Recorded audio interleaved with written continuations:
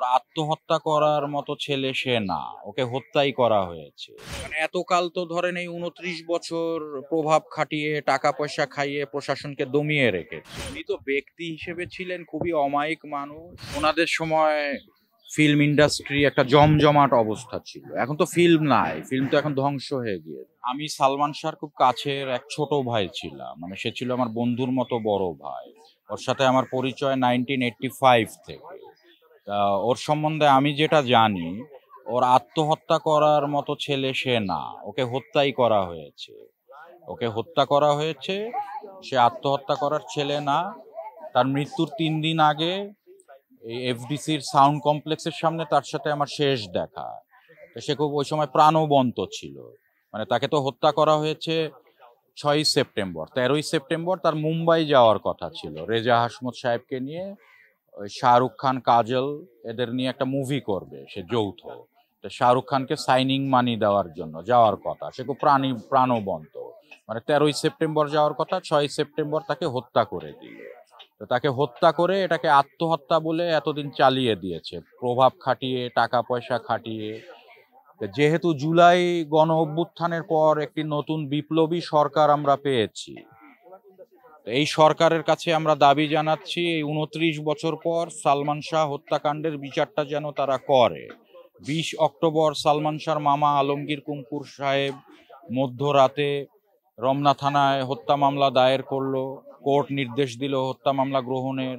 তো এখন ২০ তারিখ থেকে এই পর্যন্ত সালমান শাহ হত্যা মামলার কোনো আসামি এখন পর্যন্ত কেন অ্যারেস্ট হলো না, এটা প্রশাসনের দৃষ্টি আকর্ষণ করছি।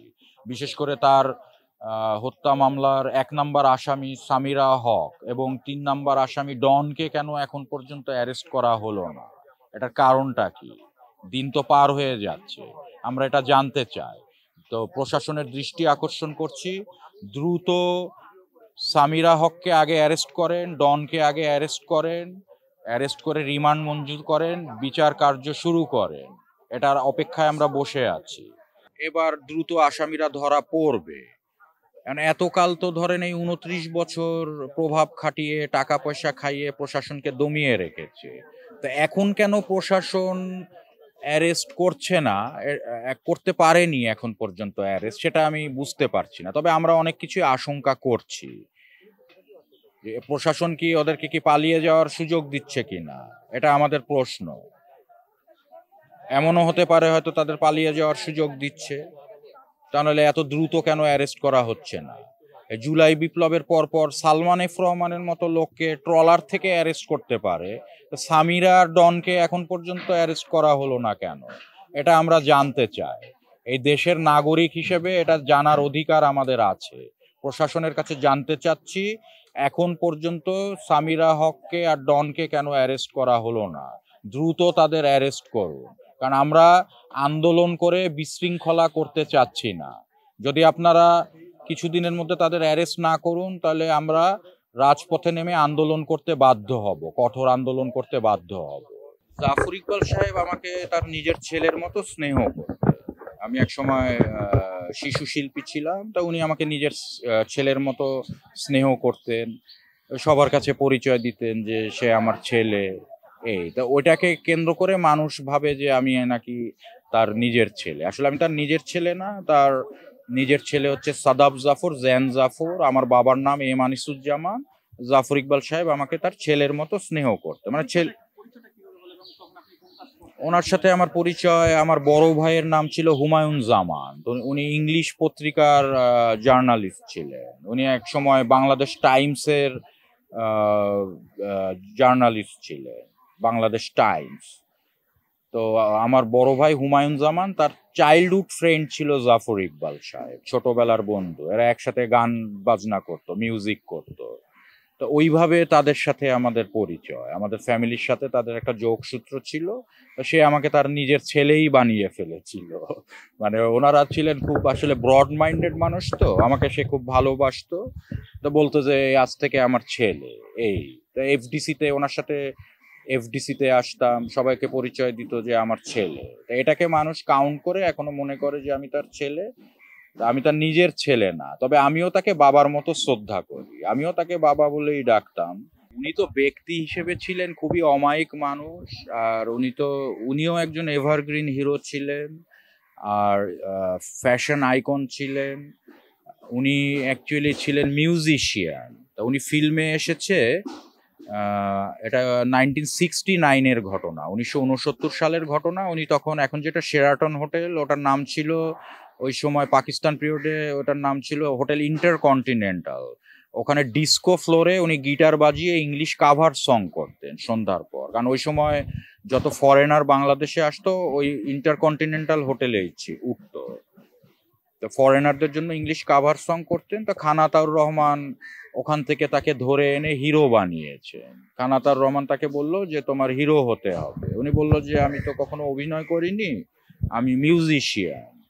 তা বলল তোমাকে দিয়েই অভিনয় হবে, তুমি করো, কাজটা করো। তারপর উনি 1969-এ আপন পর সিনেমায় অভিনয় করলেন কবরী আন্টির সাথে। একটা গান ছিল পিঞ্জর খুলে দিয়েছি, ওই সিনেমা, ওটা ওনার প্রথম সিনেমা, খান আতাউর রহমান পরিচালিত। ওই সিনেমা দিয়েই ওনার ফিল্মে যাত্রা। তারপর আরো কয়েকটা মুভি করলো। তারপর আপনার লিবারেশন পিরিয়ড শুরু হলো, উনি মুক্তিযুদ্ধে চলে গেলেন। তারপর মুক্তিযুদ্ধের পর একচেটিয়া সিনেমা শুরু করলেন। তারপর আপনারা এই জাফর ইকবালকে পেলেন আর কি। ওনার মৃত্যুর সময় মানে ওনার স্ত্রী সন্তান কাউকে আমি দেখিনি আর কি, ওই সময় দেখিনি। ওনার মৃত্যুর মানে আমি যতটুকু দেখেছি, ওনার মৃত্যুর 3 মাস কি 4 মাস আগে থেকে উনি একা, ওনার উত্তরার বাসায় উনি একা ছিলেন, একাই থাকতেন।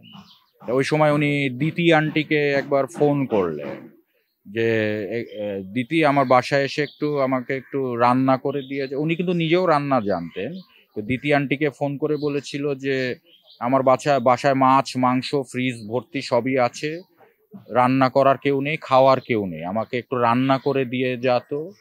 পরে দিতি আন্টি এসে তাকে রান্না করে দিয়ে গিয়েছিল। তো ওই সময় ওনার ওয়াইফ ছেলে পেলেরা কোথায় চলে গিয়েছিল আমি ঠিক জানি না, কিন্তু কাউকে আমি তখন পাইনি। জসিম সাহেব, মান্না সাহেব, আলমগীর সাহেব যাদের কথা বলছেন, এরা ছিল রিয়েল আর্টিস্ট। হ্যাঁ, এরা সবাই অমায়িক ছিল, এত অমায়িক যে এটা আপনাকে আমি বলে বুঝাতে পারবো না। তো ওনাদের সময় ফিল্ম ইন্ডাস্ট্রি একটা জমজমাট অবস্থা ছিল। এখন তো ফিল্ম নাই, ফিল্ম তো এখন ধ্বংস হয়ে গিয়েছে। ওনাদের সময় অসংখ্য সিনেমা হল ছিল, এখন তো সেসব সিনেমা হলও নাই। সিনেমা হল ভেঙে মানুষ মার্কেট বানাচ্ছে, শপিং মল বানাচ্ছে, তো সেগুলো তো নাই। তো লাস্ট সালমান শাহ পর্যন্ত সিনেমাটা প্রাণবন্ত ছিল, ওর মৃত্যুর পর আস্তে আস্তে সিনেমাটা ধ্বংস হয়ে গেল। তো ওনারা ছিলেন রিয়েল আর্টিস্ট। আর এখন যারা আছে, আমি যেটা বলবো, এটা বললে হয়তো এখনকার আর্টিস্টরা মাইন্ড করতে পারে, মাইন্ড করলেও বলার আমার কোনো যায় আসে না। সত্য কথা বলছি, এখন যেসব আর্টিস্ট আছে এগুলি কোনো আর্টিস্টই না। ওই সময় যারা ছিল ওরা আর্টিস্ট, এখন যারা আছে এদেরকে আর্টিস্ট হিসেবেই আমি মনে করি না। আমি তো, আমার মনে আছে 10 টাকায়ও ড্রেস সার্কেলে টিকিট কেটে দেখেছি, 15 টাকায়ও দেখেছি, 20 টাকায়ও ড্রেস সার্কেল যেটা ডিসি দেখেছি সিনেমা। এবং ওই সময় আপনার কোটি কোটি টাকার ব্যবসা হতো, সিনেমা হল ভেঙে পড়তো। একটা সিনেমা রিলিজ হলে এমনও দেখেছি ব্ল্যাক আর্টদের সাথে দর্শকদের মারামারি হতো যে টিকিট নাই কেন। আর এখন সিনেমা হলই উধাও হয়ে গিয়ে।